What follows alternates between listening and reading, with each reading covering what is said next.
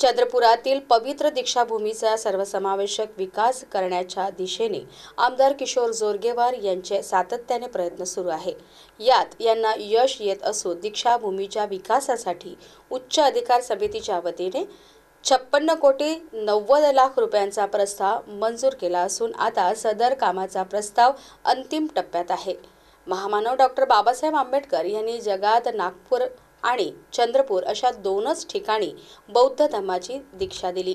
नागपूर येथील दीक्षाभूमीचा विकास झालेला आहे, मात्र चंद्रपूर येथील दीक्षाभूमी अविकसित राहिली आहे। येथे देशभरातून येणाऱ्या अनुयायांसाठी कसल्याही सोयीसुविधा उपलब्ध नाही। परिणामी येणाऱ्या अनुयायांची गैरसोय होत आहे। त्या अनुषंगाने दीक्षाभूमीच्या विकासासाठी आमदार किशोर जोरगेवार प्रयत्नशील आहे।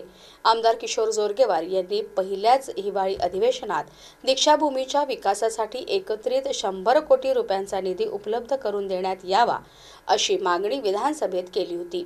दरम्यान त्या अनुषंगाने चंद्रपूरच्या दीक्षाभूमी विकासासाठी उच्च अधिकार समितीच्या वतीने 56 कोटी 90 लाख रुपयांचा प्रस्ताव मंजूर करण्यात आला असून सदर प्रस्ताव वित्त व नियोजन विभागाकडे अंतिम मान्यतेकरिता पाठविला आहे। सदर प्रस्तावित निधी वित्त विभागाकडून मंजूर करत कामाला प्रशासकीय मान्यता देण्याकरिता प्रयत्न करणार असल्याचे आमदार किशोर जोरगेवार यांनी म्हटले आहे।